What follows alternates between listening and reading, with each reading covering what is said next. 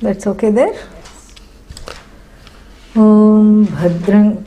Om Sahana Bhavatu Sahanau Bhunaktu Saha Viryam Karavavahai Tejasvinnavadhitamastu ma vidvishavahai. Om Shanti Shanti Shanti. After this long introduction to Amrtabindu Upanishad, we are now entering into the Upanishad itself. And as I said, the Upanishads are attached to the different Vedas. So 4 Vedas, each one has 1, 2, 3 or many Upanishads attached to each one. We saw that. And we also ascertained that the Amrtabindu Upanishad that we are about to embark upon belongs to what? Atharva Veda. Atharva. Atharva is the name of the seer who saw the mantras given by Bhagavan, given by God, saw the mantras and collected those mantras. So it is all the Vedas, and all the scriptures really are revealed to sages in meditation. So that is basically what this Veda is also about, revealed. Revealed means there is no possibility of mistake. That is what the whole thing is. Otherwise anybody could just come up with anything and say that this is what we are all going to do. Like that what's that that Queen of France, she was told that the people are in great poverty. There is no bread to eat. And she said, why? Let everyone eat cake, Make a law that everybody should just have cake, When there is no bread, where is the cake going to come from? And so, like that, you can't just have something whimsical in the name of that which is the ultimate knowledge that is going to guide us to the Veda itself. If you take that which is going to guide us to a better life, and the Upanishad that which is going to remove sorrow, my goodness, that cannot have any streak of fallibility. So because it is infallible, it is worth studying, it is worth looking into, because it is not come from sources, quote unquote, man-made, woman-made, etc. Right? Yeah. So it is safe from human fallibility and intervention. So that is what the Atharva Veda, Rig Veda, all of them. Why there are 4? Because different regions of India practice certain things, even till today. South India we have more Krishna Yajurveda and Rig Veda. Some Atharva Veda is there, Sama Veda. And in the north, Shukla Yajurveda predominates. Very, very nice, very beautiful. If you just map out the ways in which the different Vedas are followed, they are all the same really, because they have the same message to give, but in a different method, that's all. And so the Atharva Veda, is credited with having a lot of Upanishads attached to it. Yeah. Mundaka Upanishad, Mandukya Upanishad, Prashna Upanishad, 3 quote unquote major Upanishads, correct? And then a lot, Kaivalya Upanishad, and a lot of other smaller Upanishads are connected to the Atharva Veda. And this one also is connected to Atharva Veda, but by certain reckoning, they put it with Krishna Yajurveda also. So that's why we say both the mantras. And today we are about to learn how to chant. So this is a free chanting class, or not free, what is that? Unauthorized, not off the cuff, unauthorized chanting class. And we are going to learn how to chant this invocatory prayer to the Atharva Veda. recall, however, that this is not a prayer for the Upanishad. This is a prayer to study the Veda itself. Every Veda has a invocatory prayer called Shanti Patha. Shanti comes from Sham, to resolve.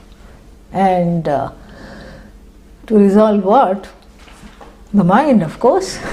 That is our main problem, And to resolve the mind, and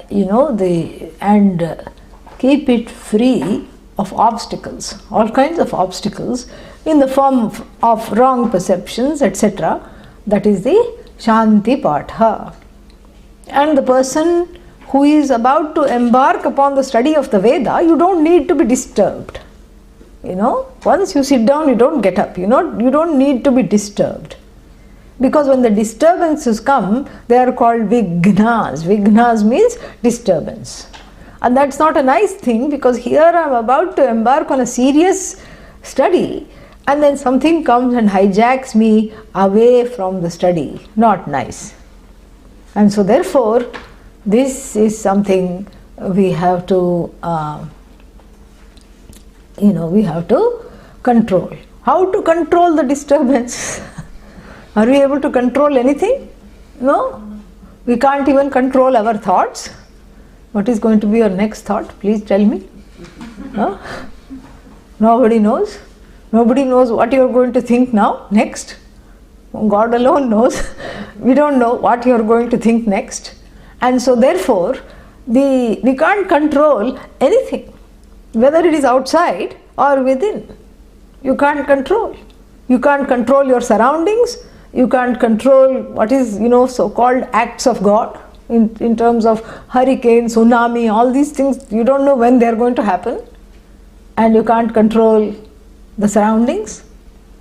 You may say that a classroom is nice, but I don't like the people in it. What to do? Or the people are nice, but I don't like the color combination of the classroom. That's why online study is the best. You don't have to deal with all these things.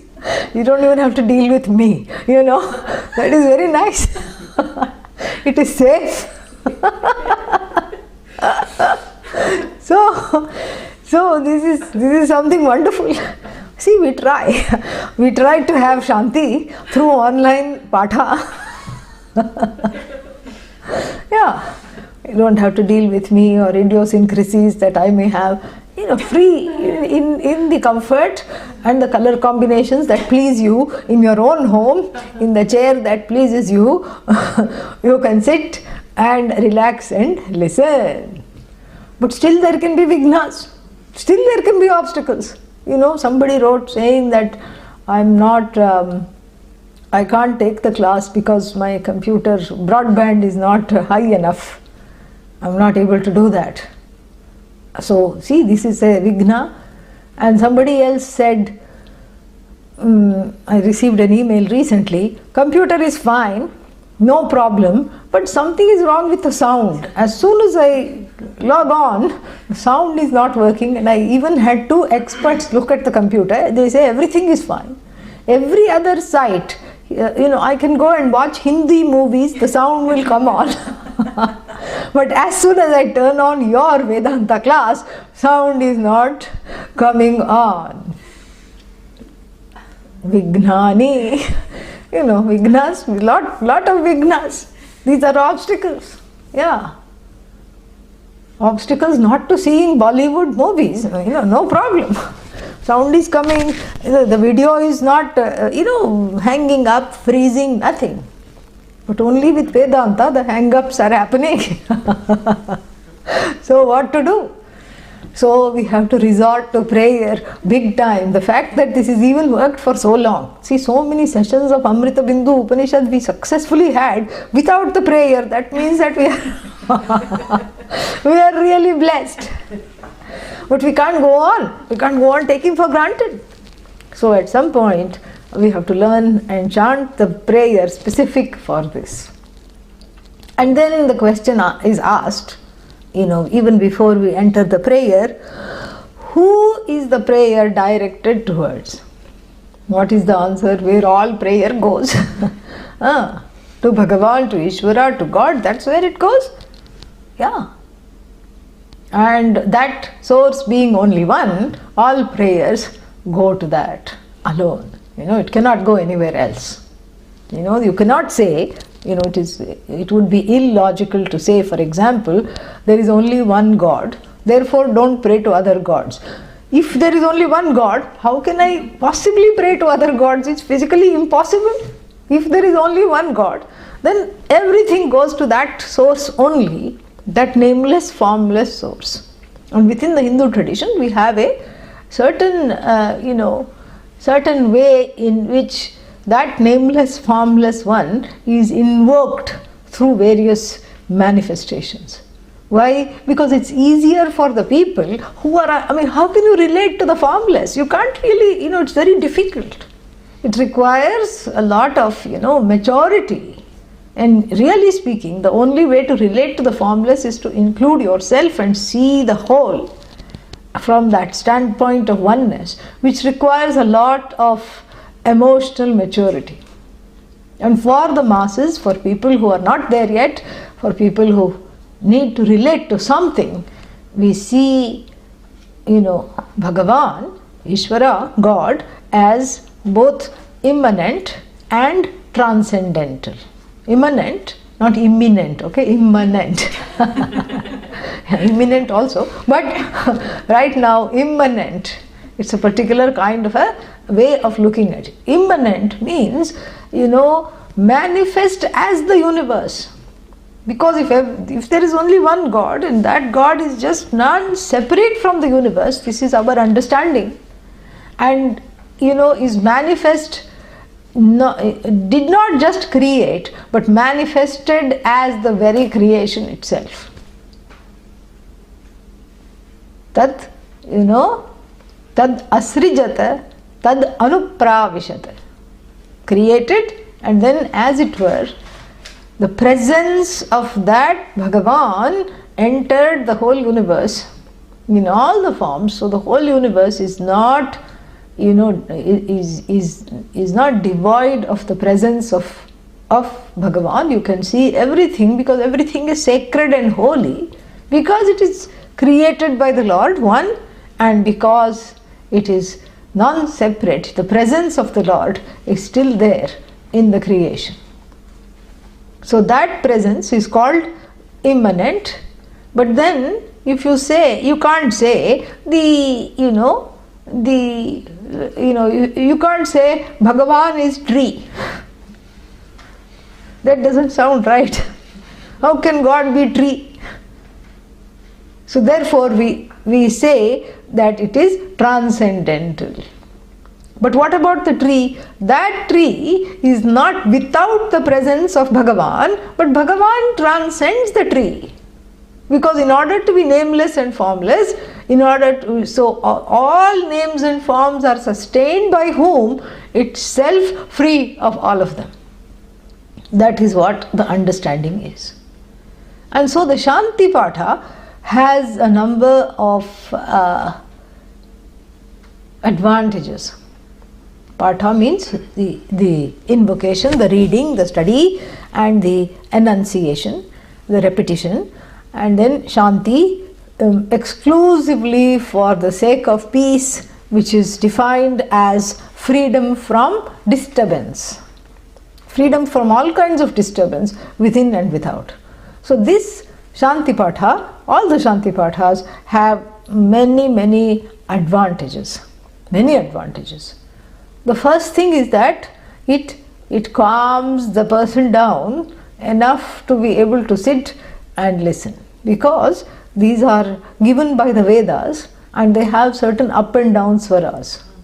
Om Sahana Vavatu, see, like that. And so in that up and down, which may appear to the un-Vedic ear, somebody who's not used to that, as some kind of a sing-song, up and down tune, but that tune has with it the blessings of the seers who saw these mantras, and were able to enunciate them exactly how they saw them. And in that tonal, because Sanskrit is a tonal language, and at least used to be, and so in that tonal, innotations, the notations, there is some kind of a sweeping happening.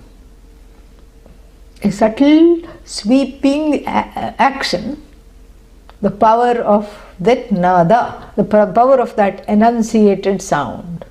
So it's not accidental how the sounds are put together, and it's not accidental what tones are assigned to the particular sounds.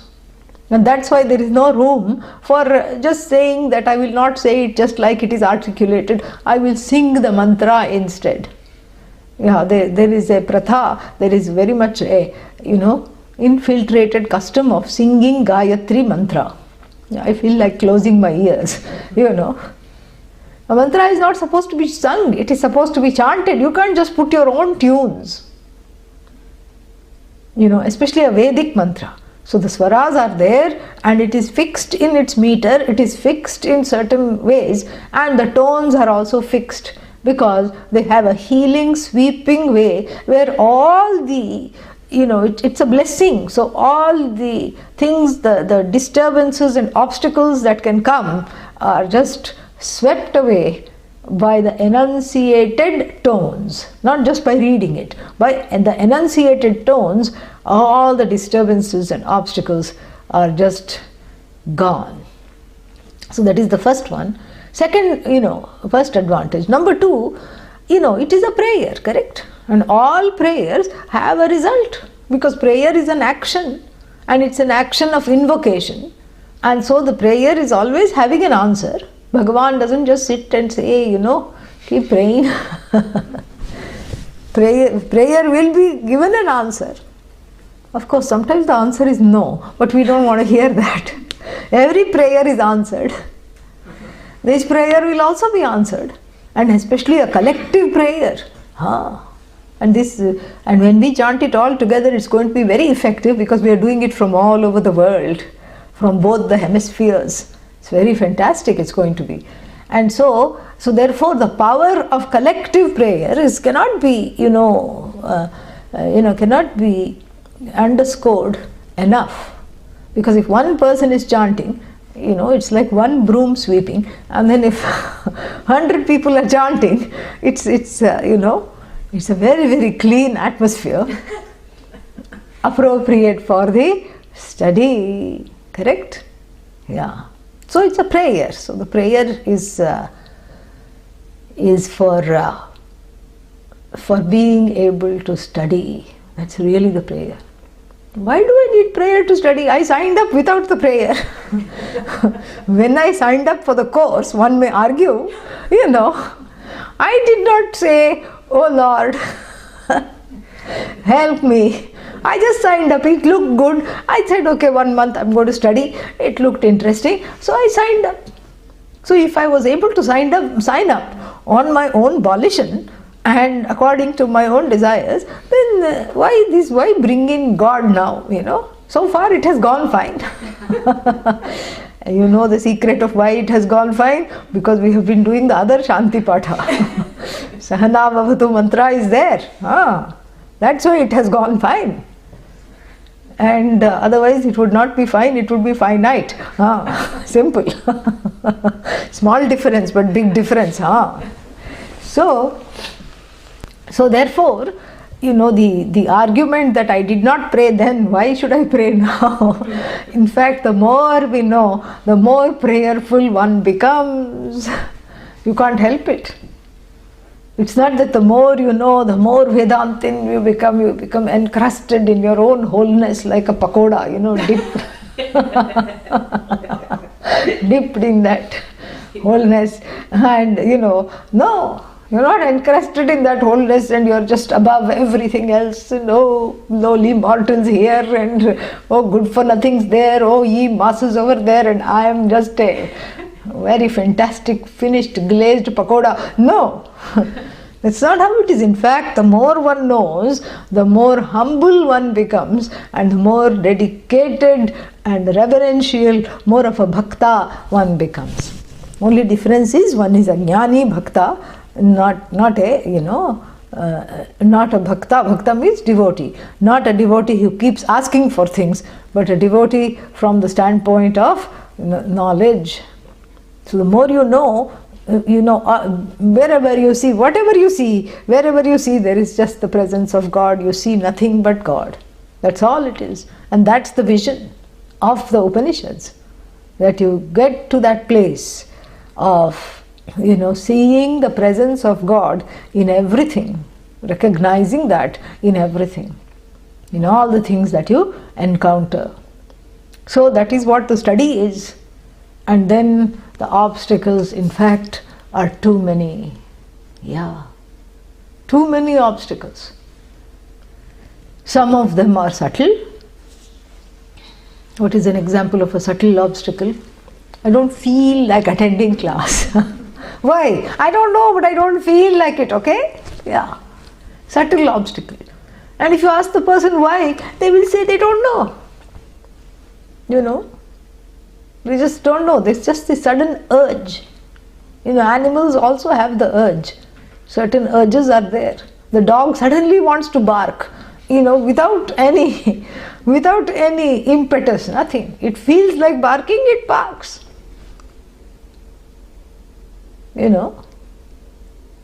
Neighbors have to be patient, that's all. What else to do? And then, the cat feels like clawing something, sudden urge. It could be the new curtain that you have installed, it could be the couch, it could be, if nothing is available, your own leg, doesn't matter. So like this, the sudden urge to not study and to just not even get out of bed and not attend the classes, that is there. Why? Because ultimately we have prakrita buddhi, prakrita buddhaya. Prakrita means, nature made. Yeah. So it's that desire which one has cultivated to study, with great painstakingly cultivated, suddenly is eroded by some bestial, tendency that takes over. Tamasic tendency that takes over. End of argument. What else to do? Correct? So this is that's a big vigna, but expressed in a subtle form. All right, I am attending, but my mind is elsewhere. Where is your mind? I don't know. It's gone. If I knew, I would tell you. Just don't know. Very difficult to focus. As soon as I just sit down and say I'm going to focus, suddenly I feel like eating popcorn. Why? Because whenever I watch a video, I have to have popcorn. Yeah, swaha. Yeah.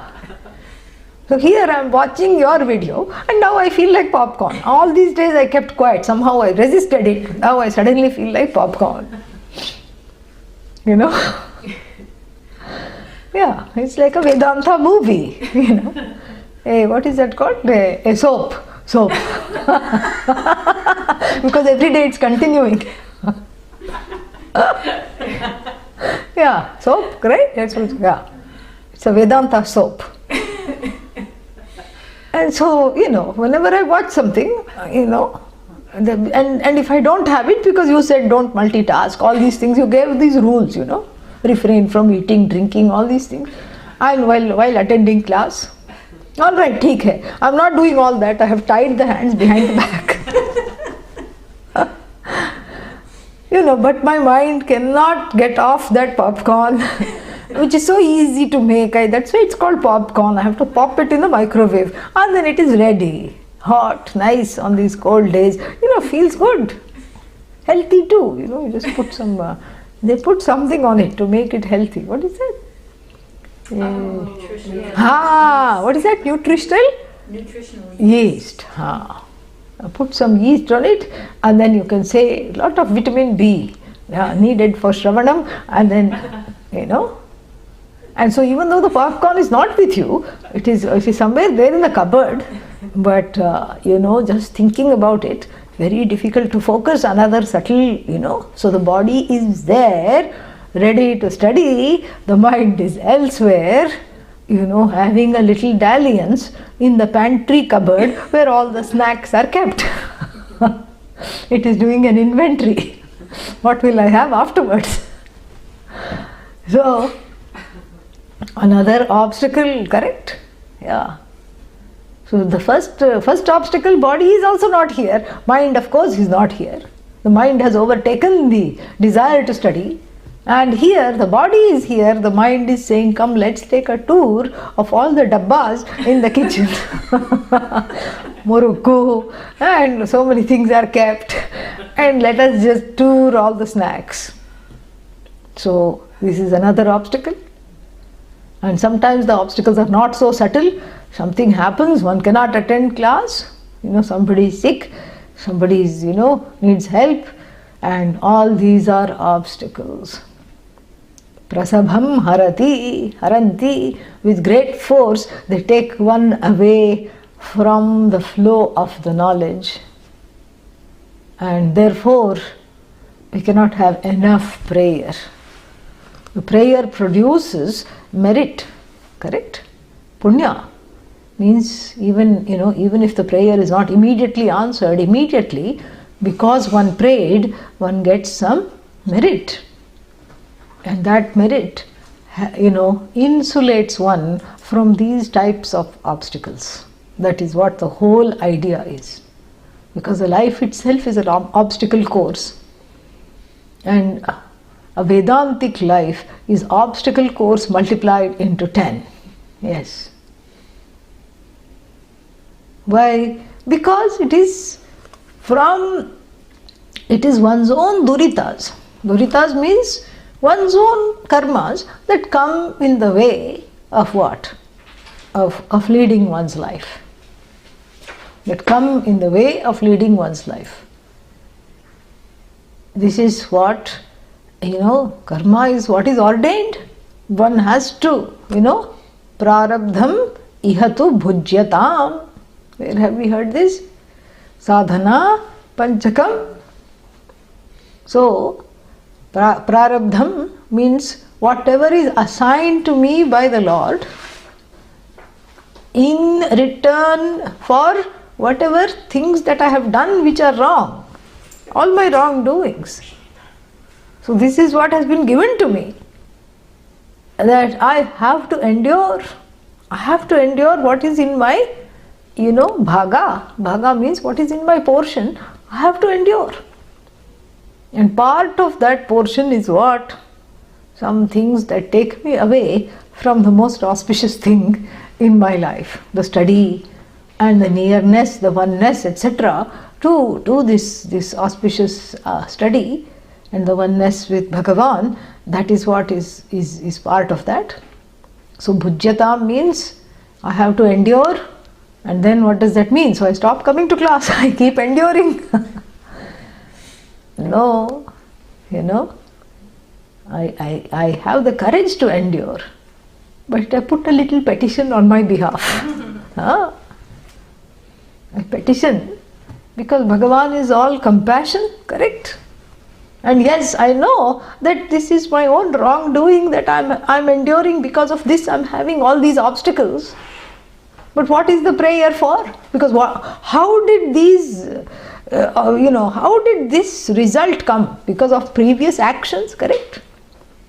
Those previous actions which were not in keeping with dharma are giving this sad state of affairs where I am unable to pursue Vedanta, correct? For whatever reasons, subtle or not so subtle. And so therefore, my petition is in the form of a prayer for Bhagavan to accept new karma, to be able to new karma. Karma here means action. So here is my new action. I am ready to atone in the form of this new action of prayer, so that all that old karma is dissipated. If not dissipated totally, lessened through the compassion, through Bhagavan, which is all compassion. This is what it is. And so I put a little petition here on my own behalf. Yes, I know that there are all unsaid and subtle and gross obstacles coming in my way, but please, remove them so that I can make a start, or at least please neutralize some of them. Because the prayer itself is a new action that inoculates against all the old papas. Papas means the demeritorious actions, the results of actions that have come and that keep unfolding. And so I inoculate myself, I vaccinate myself and do something on my own behalf. See, this is why we don't accept that karma is fatalistic. It's not fatalistic. Neither fatal nor fatalistic. Yeah. Because I am proactive agent. Because prayer is an active agency on my behalf to invoke that compassion of the Lord in order to revoke some of these previous difficulties. And so therefore it becomes a very powerful intervention, the Shanti mantra. And then even if the mind is thinking of popcorn, suddenly popcorn doesn't sound good after chanting Sahana Bhavatu. You pop the corn right there, pop goes the corn, and it's no longer in the mind, and the mind is able to focus wonderfully, very nicely. So therefore, we have a prayer here. I just had it open with the file. Here it is. So we have a prayer here which is very beautiful, and we are going to chant it and then learn the meaning also. So you can repeat after me. Om Bhadram Karnebhihi Om Bhadram Karnebhihi Shrynayama Devaha Shrynayama Devaha Bhadram Pashyema Bhadram Pashyema Akshabhiryajatraha Akshabhiryajatraha Sthirairangai Sthirairangai Tushtuvagam Sastanubhihi Tushtuvagam Sastanubhihi. Chant with more confidence. You know this. Yeah. Vyashema Vyashema Devahitam Devahitam Yadayuhu Yadayuhu Swasti na Indra Swasti na Indra Vriddhashravaha Vriddhashravaha Swasti nah Pusha Swasti nah Pusha Vishvavedaha Vishvavedaha Swasti nastarkshyo Swasti nastarshyo Arishtanemihi Arishtanemihi Swasti no Swasti no Brihaspatir dadhatu Brihaspatir dadhatu Om Shanti Shanti Shantihi. Om Shanti Shanti Shanti. Yeah. So, very beautiful. Bhadram starts with Om. All the Shanti prayers start with Om. Om is a sound of blessing, and Om is a sound of completion. Om is a name of the Lord. One of the names of Bhagavan is Om. And so we start on the right foot properly. Om. And this Om is, already when you say Om, it dissipates a lot of, other things that are not needed. Om is a cleanser. And then, Devaha, vocative case, plural, and of course in the regular translations it is, oh gods. No, no gods. It is, even though it is plural, Devaha here means Dyotanatmakatvat, shining beings. Yeah, shining beings. What are these shining beings? Shining beings in the form of those forces of Bhagavan that help us to see, that help us to hear.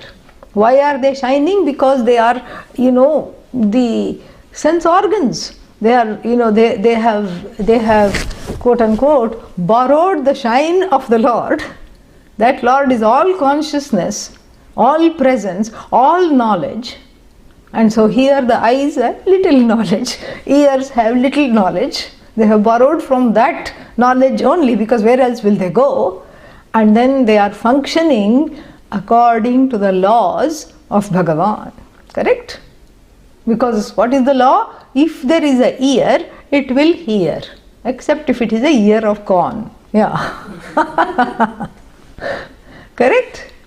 So wherever there are ears, they hear. And then you can look at the ear of the dog, it goes like this when it's listening to the master. And then certain ears go like that, like this, they flap around. And some ears have lids, they come with a lid, sealed lid. Our ears don't have lids. That's why we have to be extra careful what goes in. That's why this prayer. So ears come in all kinds of, things. Ears of the cow, ears of the dog, cat, all these things.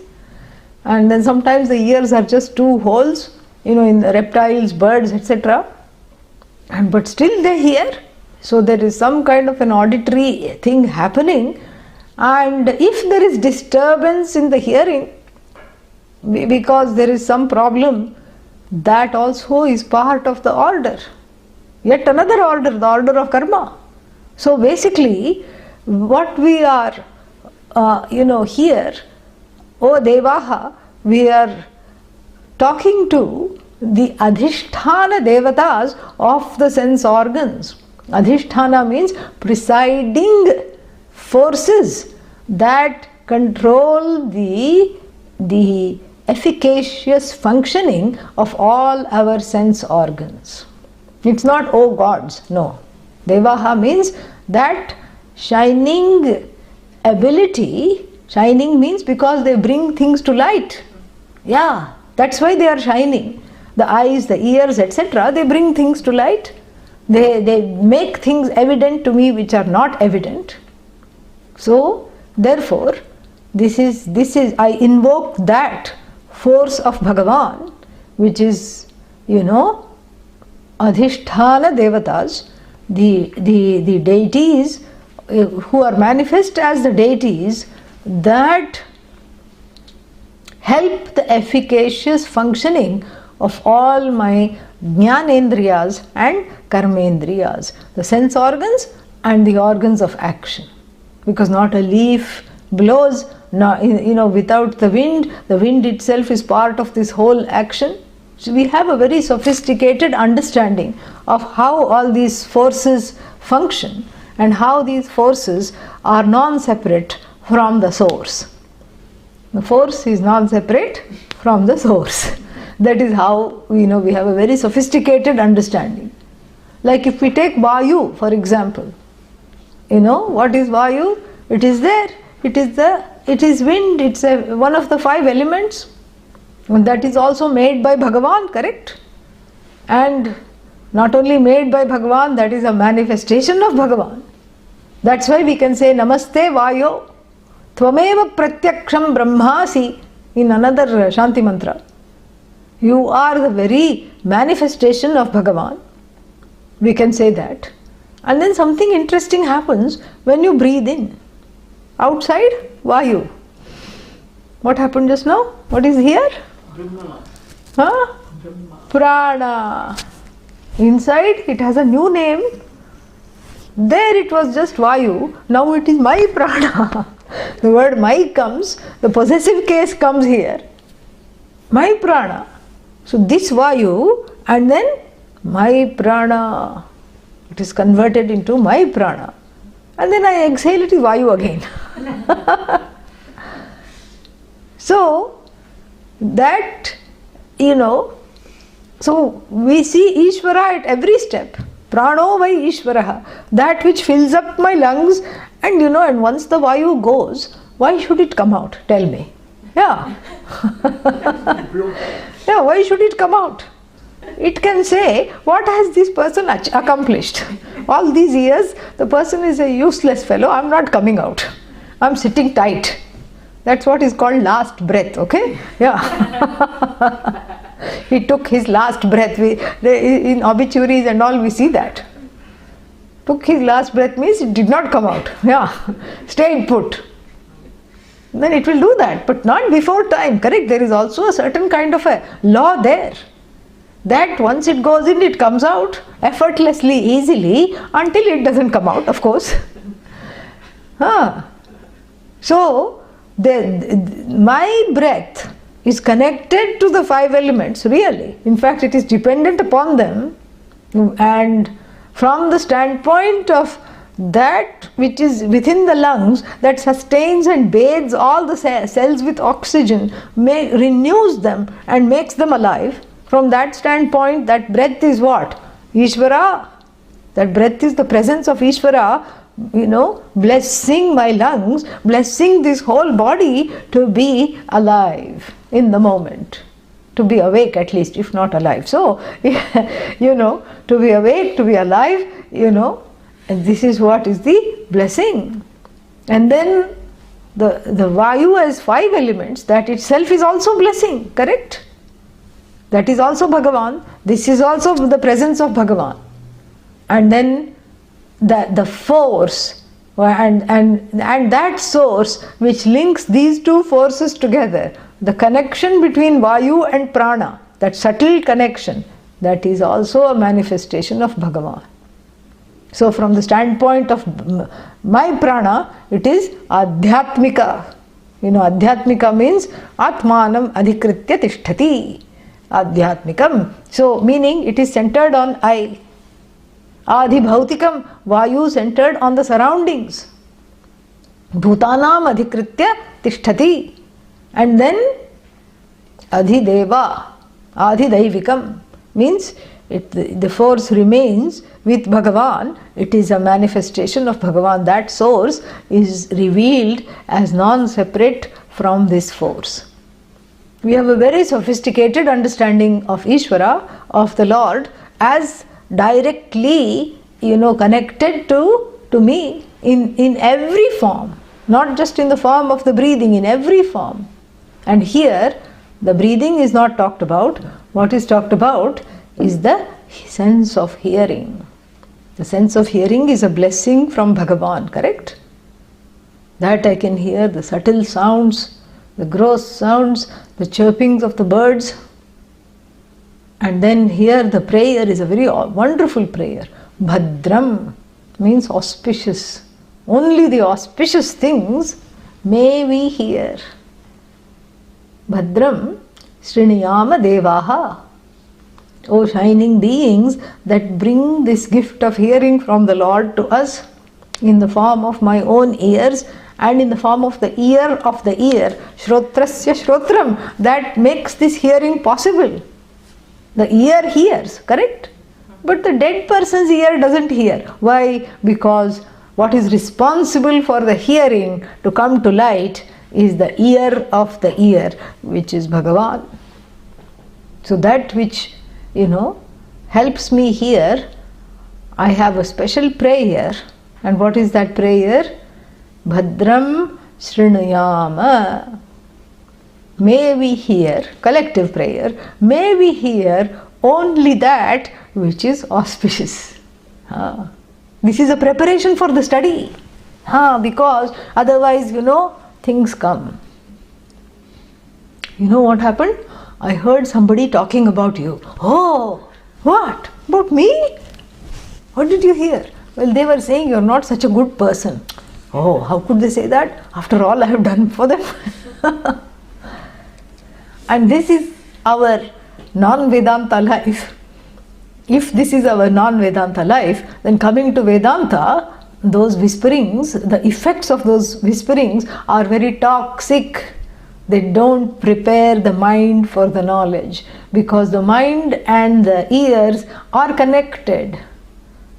How are they connected? Because whatever is heard goes to the mind. That's why we have to mind what we hear. Okay?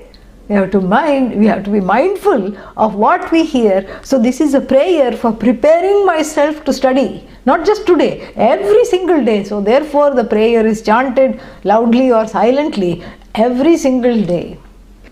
Someone embarking upon the tradition of this teaching, entering the teaching, has no business either with listening to or repeating the gossip. So whenever there is any hint of gossip, you just have to walk away. You push off with the grace of the Lord. You just leave, vacate that space and go away. Otherwise, it causes static interference when the Vedanta is being listened to. So may we hear all that is auspicious. So it's a very physical prayer, because I have to be present fully, physically, mentally, emotionally. I have to be present. So the limbs all have to cooperate. Certain limbs have to be active in the Vedanta class. What are they? Ears, primarily. But then the ears are not just falling out of the sky. They are connected to the mind. Mind has to be active. And the ears are connected to the head. The head has to be straight. It cannot droop and sleep off. Correct? And the head is connected to the neck and the spine. So the spine has to be, the limbs have to cooperate. The spine has to be straight, and being able to be in a sitting position for 6 hours a day. And in between you have to, catch a walk, do some yoga and also some bhoga, and then come back. Correct? And so all this is very important. Certain limbs have to be active, certain others have to be not active. Like what? The mouth should not be active. If the mouth is active during Vedanta class, then go back to the popcorn example. Swaha. Or you feel like mouthing off. I don't agree with anything that you're saying, or whatever it is. So certain limbs have to be chup, quiet. And certain limbs have to be actively engaged. So therefore the prayer is very physicalized. So Bhadram Shrinayama Devaha. How do you hear? With my ears, with our ears. So therefore it should actually be Karnaihi, or if you want dual, Karnabhyam.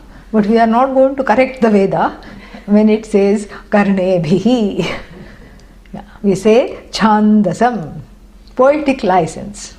So with the ears, so the ears are the instrument of hearing. And the ears which are the instrument of hearing, may they be cleared out of all the wax built up. What kind of wax? Gossip, wrong, ideas, wrong influences, all this build up. May the ears be as clean as a whistle to be able to let in Bhadram. Bhadram has two meanings. On the relative level, auspicious. It's like, see, hear nothing that is wrong.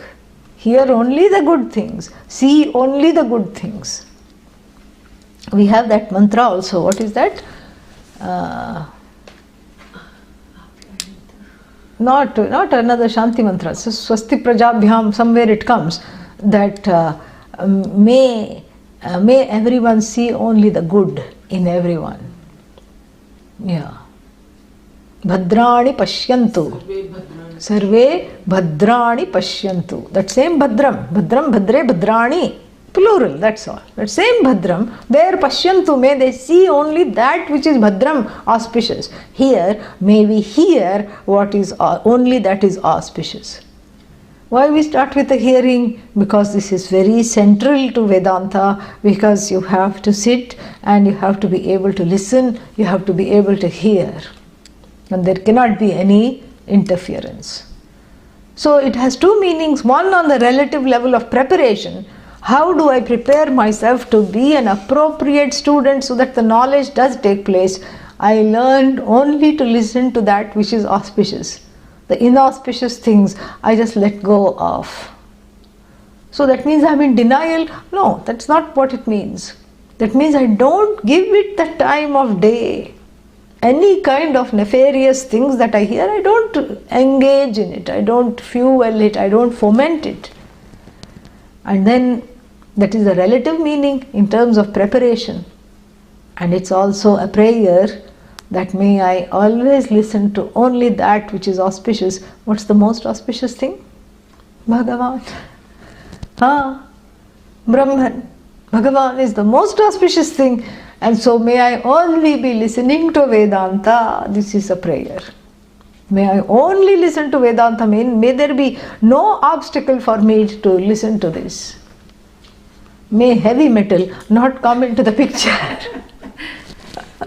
Yeah. And so there be no distraction, because so many bhadrams are there. That's why we have to take it as the relative and the absolute. Because you can get caught up in relative bhadrams. I'm only listening to shlokas. They are auspicious, wonderful. But you have to graduate to understanding the meanings of the shlokas, which is really pointing to Bhagavan, which is the truth of you, which is your source, which is non-separate from you. That is what is the understanding. So it opens with a very beautiful thing. Bhadram karnebhihi shrunuyama devaha. Then same thing with a sight. Bhadram pashyema akshabhihi.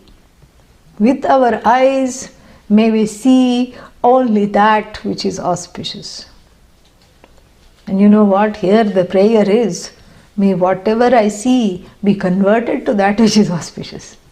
Because you can't be in charge of hearing and seeing only auspicious things. You may be walking on the road, minding your own business, and you see one accident. Somebody gets hurt, God forbid, but you see one accident. You didn't will to see it. So how can you say, if you don't have control over what you hear and what you see, how can you say only may I see the auspicious things? Just now I saw something inauspicious,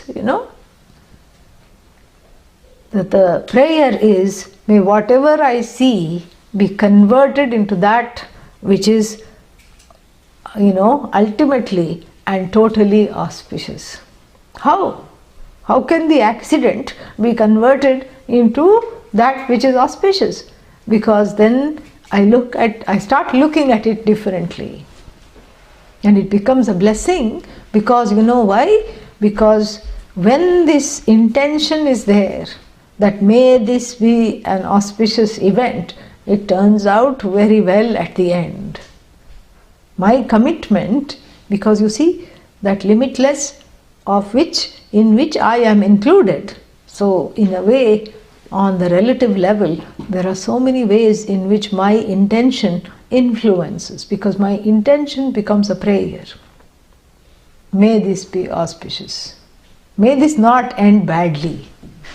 May this be auspicious. So not only do I see only the auspicious things, I convert everything that I see into that which is auspicious. I'm incapable of seeing anything wrong. This is the prayer. And here the address is Yajatraha. What is Yajatraha? Yajantam trayante yaha Yajatraha. Yeah. Yajantam means upon being invoked, those who protect, they are called Yajatraha. Very beautiful word for those shining beings, which are the forces who are connected directly to the source, which is Bhagavan. Connected or manifestations of that very force, which is Bhagavan.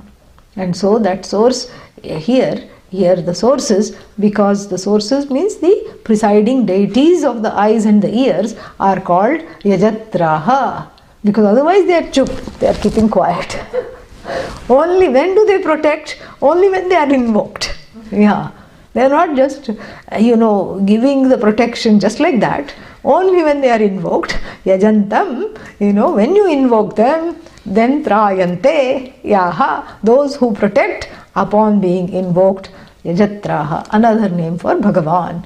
And then after the Jnanendriyas means the organs, the sense organs have been purified through the first line. The second line is looking at the organs of actions, which we will see after the break. I forgot to mention this. I have uploaded a kind of a rudimentary version of this prayer. If you haven't seen it, you can please download it. It is somewhere there. Oh, I don't see it here. Huh? No, I just did it. What happened to that? Amrtabindu Upanishad. It's called Amrtabindu Upanishad Shanti Patha. I really did it. I know I saw it there too. Suddenly it is gone. Needs refreshing. Oh, invocatory prayer. Is it there? Did you find it? Oh, thank God it is there. Yeah, there it is. Yes. Yeah, because I was looking under A, but it was somewhere else. Yes, so please you can download that if you haven't downloaded that. Thank you for helping me out. Yeah. So we'll take a short break just to be able to make sure that we are still alive, and then and then come back. Okay? Yeah. All right. Om Namah Shivaya. Om Purnamadah Purnamidam Purnat Purnamudachyate Purnasya Purnamadaya Purnamevavashishyate. Om Shanti Shanti Shanti. Harihi Om Shri Gurubhyo Namaha. Harihi Om. Yeah. Just move your hands and legs and we'll come back.